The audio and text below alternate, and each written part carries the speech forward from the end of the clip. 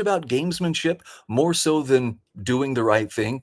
I've got a couple of examples of how that's happening in the Idaho legislature and details on the Raucous Caucus, which is coming up tomorrow.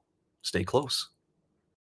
Are biased, the Idaho Press Club are biased, all media, newspaper, radio. To be completely blunt here, Brian, and there are plans to expand indoctrination. That's right. Well, Idahoans are also concerned. Horror shot. That line would be moving a little bit farther west. I'm like crying. Nobody wants to see dark money is influencing policy in our state. Well, that's not how this works. Well, hello there and welcome to Nowhere to Hide. I'm Brian Hyde, and it's time to break down some of the stories that aren't being covered so completely by our corporate press and legacy media. Now, I know that there are always going to be controversial bills, or at least bills which are controversial, hotly contested, and opposed by some, championed by others. But I want to give you a couple of examples in just the last couple of weeks of how we've seen the Idaho legislature on the cusp of doing something that was actually very productive and necessary, and then thwarted.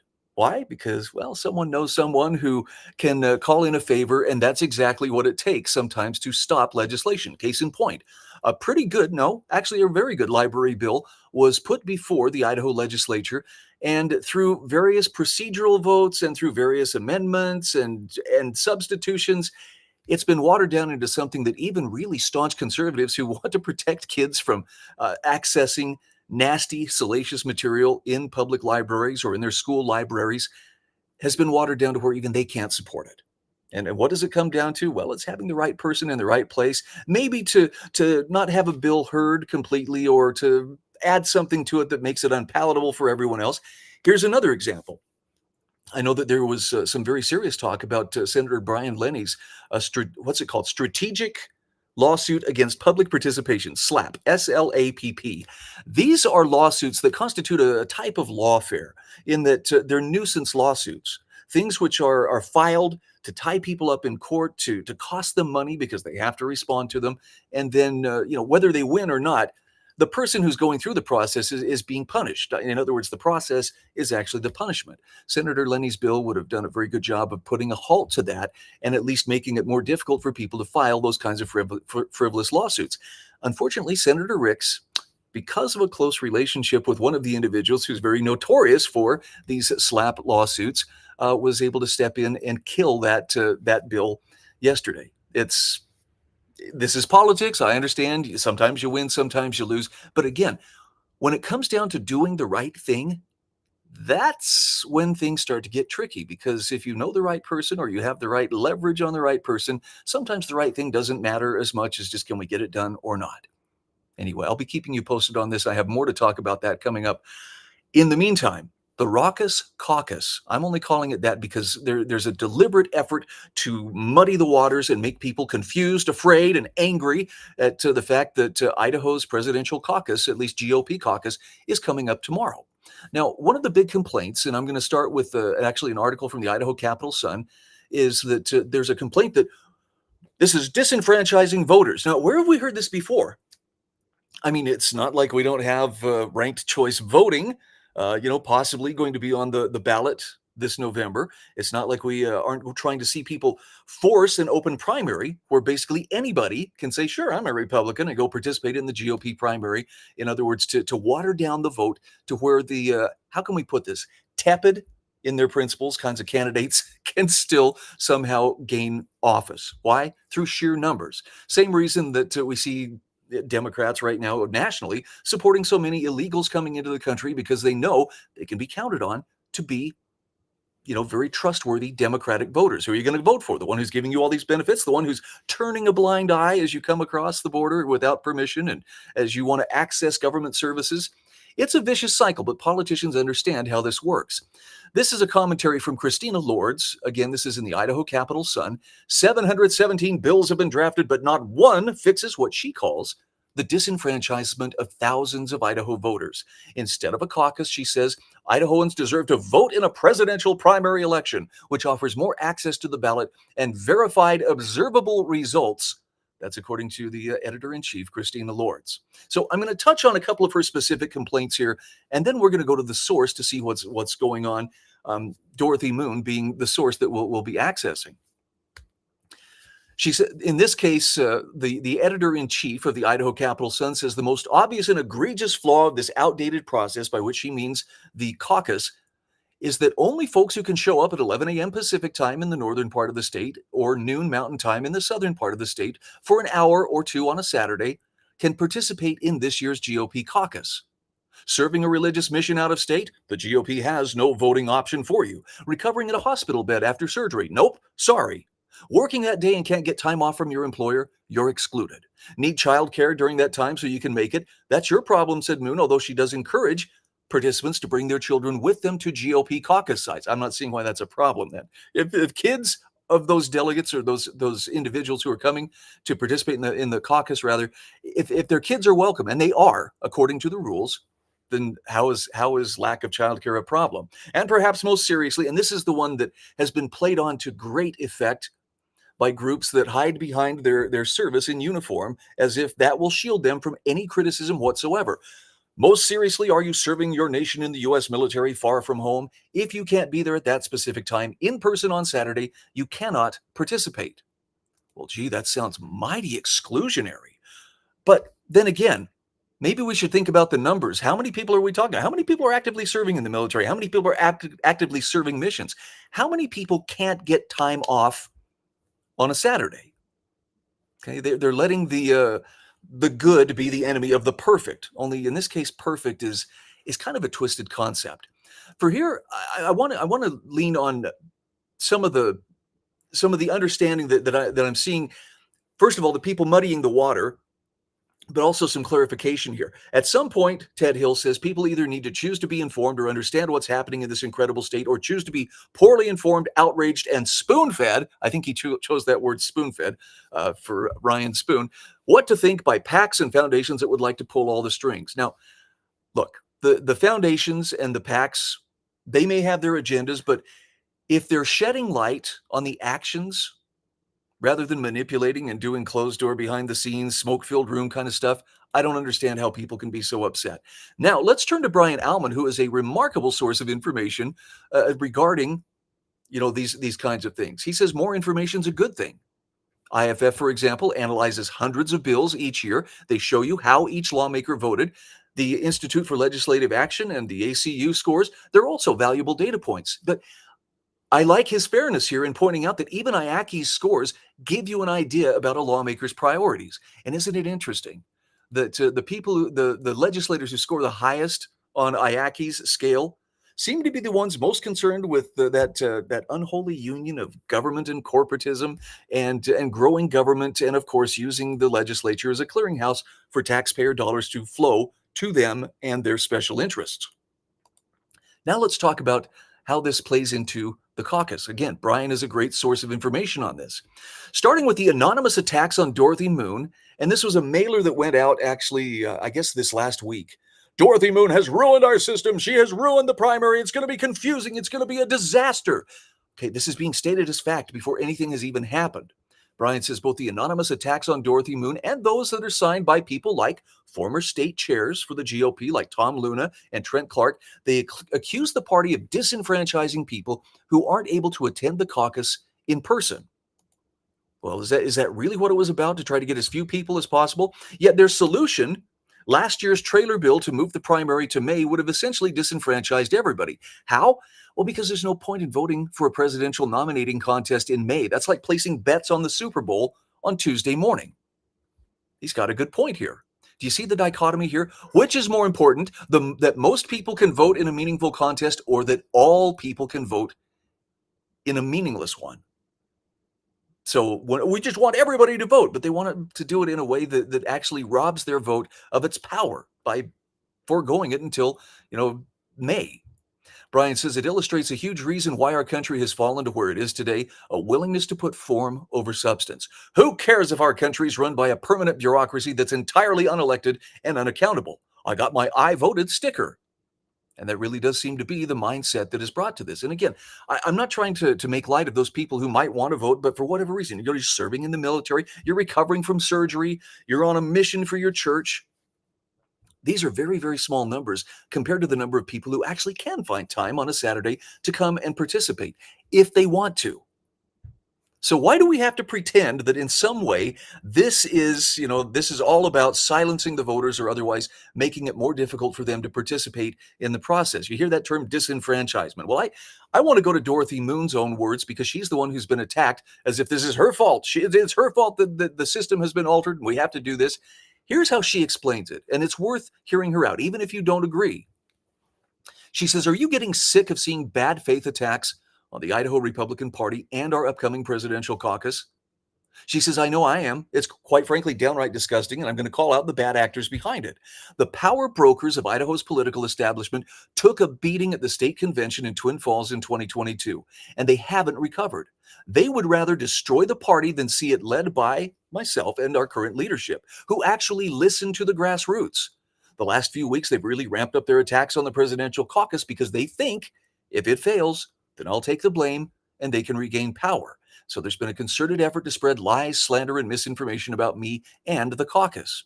Now, Dorothy Moon goes on to say, they say that I unilaterally got rid of the primary, but that's not true. The Secretary of State proposed a bill that removed the presidential primary. The legislature passed it, and this is important, and the governor signed it. They say the caucus disenfranchises those who can't attend on Saturday. Not true. The legislature disenfranchised everyone by removing the presidential primary, and the caucus reenfranchised as many Republican voters as possible. They say the caucuses will be in backyards and barns with no election security. Not true. The caucus will be held in 210 locations, primarily churches, schools, and community centers across the state.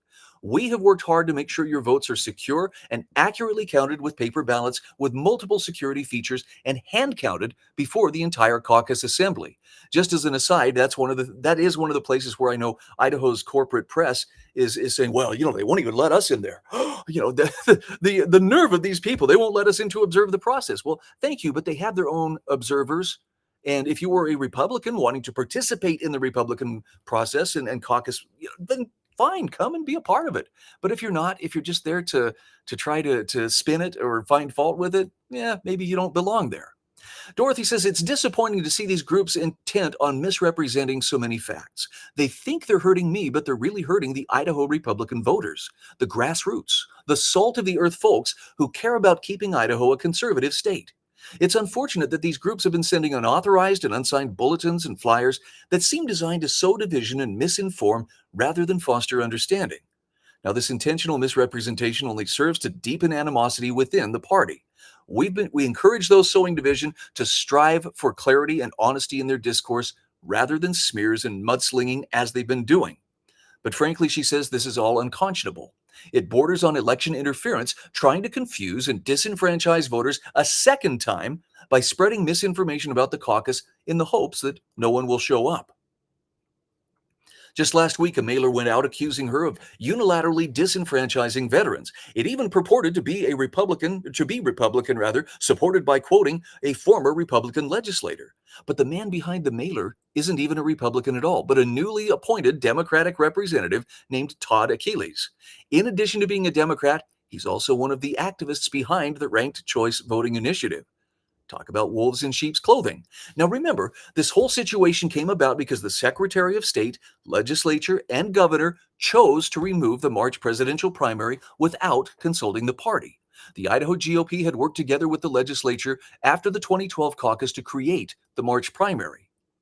Dorothy then says, guess what? Well, they're back at it again, pushing a new bill to consolidate the presidential and legislative primary elections in April. But not only would this not solve the problem of making Idaho relevant in the presidential campaigns, it would also seriously impact sitting legislators who will have mere days to run their own campaigns once the session adjourns. This is a compromise that pleases nobody, which we could have told the sponsors had they bothered to ask. This attempt to sabotage the caucus will not succeed, she says.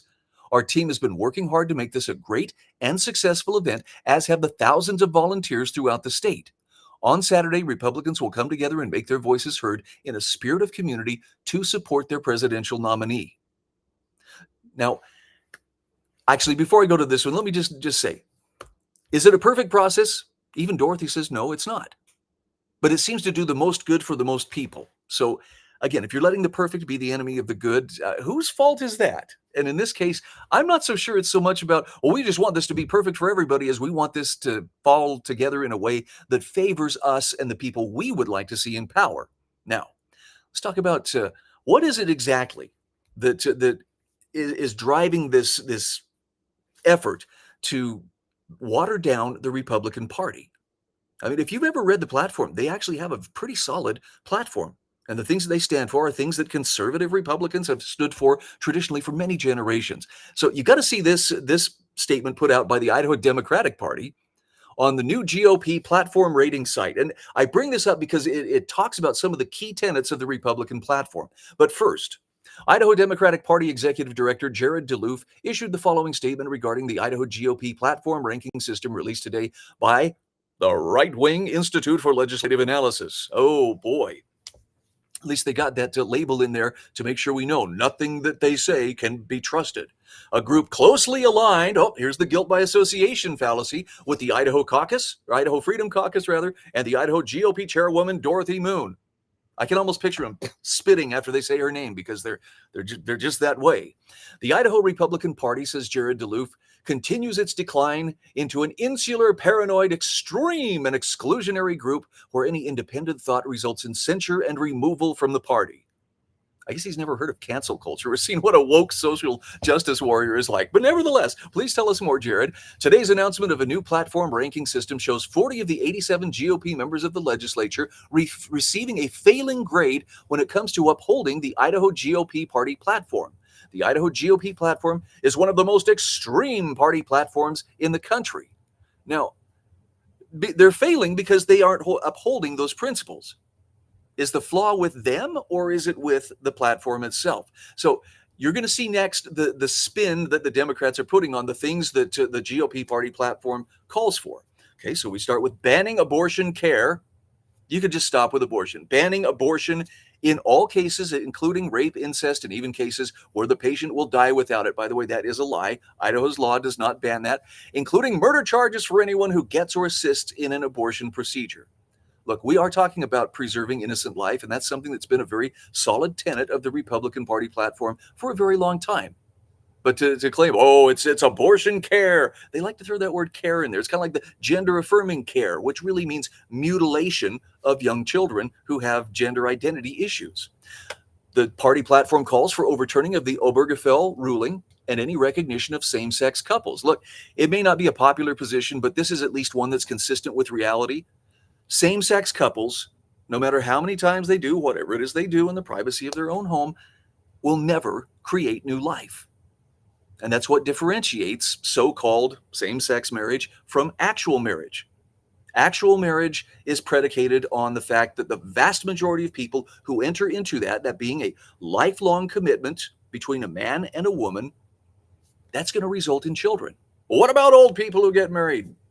That's the exception. The rule is the pattern that humanity has followed in all civilizations, large and small. For there to be propagation of the human species, there has to be male and female participation in that procreative act. Marriage is simply the binding agreement that keeps them together to raise their children in stability. So, yeah, it's not an outrageous extreme thing. This is just pushing back on an outrageous and extreme new norm that's being forced on us by the woke. And then we get into this is the proper role of government kind of stuff. Repealing the Affordable Care Act, which was forced on us, with no replacement, because, if you excised a cancer, what would you replace it with? Hopefully nothing, which would cause hundreds of thousands of Idahoans to lose health coverage completely or lose coverage for pre-existing conditions. Yes, because only the government can do this. In fact, if the government wasn't dictating the sun should rise in the east in the morning, it might not do it. Come on. The market has ways of figuring this out, but the best way to let the market work is to strictly separate the market from government. Next, they talk about repealing the 17th Amendment, which established the direct election of U.S. senators. I've explained it many times on this program. It also diverted the loyalty of those senators from the states that they were supposed to represent to the federal government. That's a huge difference. And the whole reason they were appointed under the original Constitution and prior to the 17th Amendment was to make sure that the states' interests were represented in that upper chamber of the national legislature. The elimination of the Federal Reserve, which helps control inflation. I'm sorry, control or cause? If it controls the issuance of credit, either expanding, making it easy for you to get money, or more difficult to get money by contracting credit, then it seems like the Federal Reserve, which is built on IOUs and not on real money, is going to be a problem. And look at this next one, the institution of a gold and silver standard for currency, which would destabilize our financial system. Yes, the same financial system where runaway inflation is making everything cost more, and the value of the dollar since the implementation of the Federal Reserve Act in 1913 has fallen by what, 95%? What could you buy for $1 in 1913? How much can you buy for $1 today? Yeah, you might want to check your watch because I think it changes from minute to minute. That's how bad inflation is. Also, the Idaho Democratic Party, they tell us, will continue to operate as a big tent party that understands differing opinions are part of our strength and that elected lawmakers are accountable to the constituents they serve, not party bosses. Now, that is gobbledygook for trying to convince people that if you just will come and vote with us and water down those principled votes, those people are actually voting the Republican Party platform, why, everything is going to be just great. Your voice is going to be heard. Wink, wink. That's not the case, though. Parties exist for the purpose of getting politicians elected. Okay, there's no pleasant way to say it. I don't like it any more than anybody else, but that's the fact of the matter. Parties have the right as private entities to have their freedom of association. People who don't want to toe the line, people who want to change what they think, why don't they go start their own party? Why don't they work to create something, a movement that will allow them to draw people if they think they have the merits to support ideas and platform planks that are more consistent with their values. No, they want to go in and wreck what somebody else has established. They want to wreck what other people have leaned upon to keep those representing them politically in line. Now you start to understand why it's so important. It's not just a matter of, can we get this done? It's a matter of, are we doing the right thing, and are we doing it within the spirit of what government is actually intended to do in the first place? I hope you'll pay close attention as this election year plays out, and it's going to get crazier. I mean, it's already getting nuts, especially at the national level. Even here in Idaho, we're starting to see the old guard is concerned because, well, they got spanked in 2022, and there's every indication they're probably facing another good spanking this year. Maybe they deserve it. But before you buy into any of the propaganda about how your vote is being disenfranchised, maybe you need to ask yourself, what exactly do I stand for? What exactly am I voting for? Am I supportive or am I not supportive of the planks of the Republican Party? And if the answer is no, I'm not supportive of it, then maybe it's not the party for you. Look, I don't identify as a Republican first and foremost in my life, but I do register and vote Republican because I believe that is the best place for my influence to be used, at least as wisely as I can. I know there are others who feel that way, but I also say this because I've read the platform and I agree with just about all of the planks. Not all of them, but enough that it's like, yeah, I think they'll do a better job than this big tent mentality where anything goes and, it's whatever the majority wants, the majority gets. Yeah, politics is definitely a game, but it's a thinking person's game. And that's all I'm asking you to do is before you buy into a story, before you go cast your vote, be that thinking person. I'm Brian Hyde, and this is Nowhere to Hide. Are biased, the Idaho Press Club are biased, all media, newspaper, radio. To be completely blunt here, Brian, and there are plans to expand indoctrination. That's right. Well, Idahoans are also concerned. Horror shot. That line would be moving a little bit farther west. I'm crying. Nobody wants to see Dark money is influencing policy in our